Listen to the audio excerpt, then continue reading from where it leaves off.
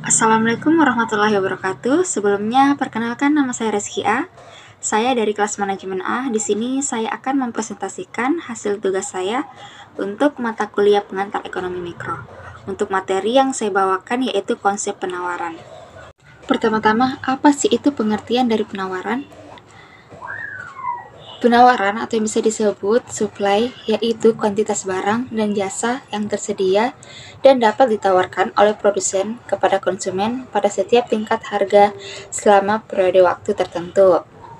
Nah, selanjutnya di sini ada hukum penawaran. Terdapat dua hukum penawaran. Yang pertama, ketika harga naik, maka penawaran akan naik. Artinya, semakin tinggi harga, semakin banyak jumlah barang yang ditawarkan. Nah, sebaliknya nih, ketika harga turun, maka penawaran tersebut turun. Semakin rendah tingkat harga, semakin sedikit jumlah yang tersedia untuk ditawarkan. Selanjutnya, ada 6 faktor yang mempengaruhi penawaran. Yang pertama, harga barang itu sendiri.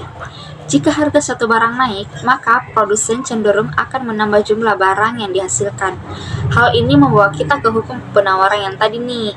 Jika semakin tinggi harga, maka semakin banyak juga jumlah barang yang tersedia untuk ditawarkan. Nah, selanjutnya ada harga barang lain yang terkait. Barang-barang substitusi dapat mempengaruhi suatu barang, misalnya dikarenakan kenaikan biaya produksi di luar negeri atau kenaikan tarif impor baju yang diimpor menjadi tambah mahal harganya. Konsumen baju impor sekarang lebih suka membeli baju buatan dalam negeri, sehingga permintaan terhadap baju produksi dalam negeri meningkat. Kenaikan permintaan ini akan mendorong para produsen dalam negeri untuk meningkatkan hasil produksinya, sehingga penawaran baju akan meningkat. Nah, selanjutnya ada harga faktor produksi. Kenaikan harga faktor produksi seperti tingkat upah yang lebih tinggi, harga bahan baku yang meningkat, atau kenaikan tingkat bunga modal akan menyebabkan perusahaan memproduksi output lebih sedikit dengan jumlah anggarannya. Kenaikan harga faktor produksi ini juga tidak akan mengurangi laba perusahaan.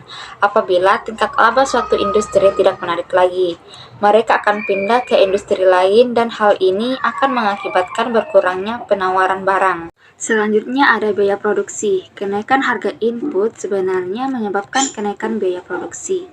Dengan demikian, bila biaya produksi meningkat, maka produsen akan mengurangi hasil produksinya. Berarti penawaran harga barang tersebut akan berkurang. Selanjutnya teknologi. Kemajuan teknologi juga menyebabkan menurunnya biaya produksi dengan menciptakan barang-barang baru. Dalam hubungannya dengan penawaran suatu barang, kemajuan teknologi menyebabkan kenaikan dalam penawaran barang. Artinya semakin canggih teknologi tersebut, otomatis jumlah barang yang dihasilkan semakin banyak dong. Nah, dengan jumlah barang yang dihasilkan semakin banyak, hal ini menyebabkan jumlah yang ditawarkan juga akan semakin banyak. Yang terakhir yaitu jumlah penjual. Apabila jumlah penjual suatu produk tertentu semakin banyak, maka penawaran barang tersebut akan bertambah. Yang terakhir yaitu jenis-jenis penawaran. Di sini ada dua jenis penawaran, yang itu penawaran individu dan penawaran efektif. Apa sih penawaran individu itu? Penawaran individu adalah jumlah barang atau jasa yang ditawarkan seorang penjual atau produsen pada waktu, tempat, dan satuan harga tertentu. Nah, kata kuncinya, penawaran individu itu adalah penawaran yang dilakukan oleh satu produsen. Sedangkan penawaran efektif adalah jumlah barang dan jasa yang ditawarkan sekelompok penjual atau beberapa orang produsen pada waktu, tempat, dan satuan harga tertentu. Nah, kata kuncinya penawaran efektif ini adalah dilakukan oleh sekelompok produsen atau penjual.